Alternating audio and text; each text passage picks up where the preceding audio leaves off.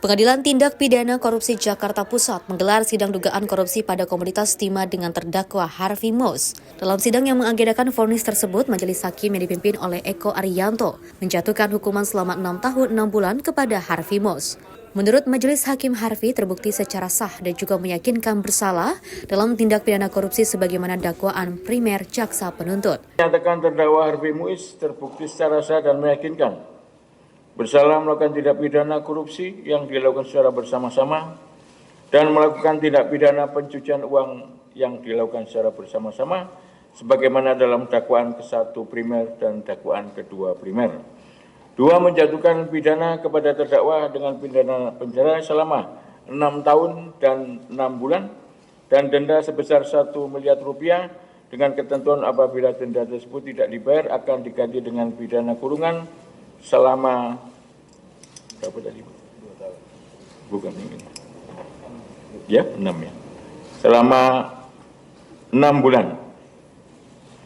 Menghukum terdakwa untuk membayar uang pengganti kerugian keuangan negara sebesar 210 miliar rupiah dengan ketentuan jika terpidana tidak membayar uang pengganti selama paling lama 1 tahun setelah putusan pengadilan memperoleh kekuatan hukum tetap, maka harta bendanya dapat disita oleh jaksa dan dilelang untuk menutupi uang pengganti tersebut, dan apabila terpidana tidak mempunyai harta benda yang mencukupi untuk membayar uang pengganti tersebut, maka diganti dengan pidana penjara selama 2 tahun.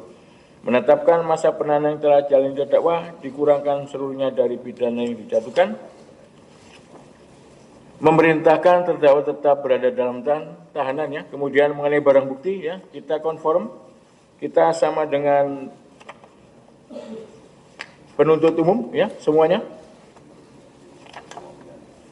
Kemudian membebankan kepada terdakwa untuk membayar biaya perkara sebesar Rp7.500.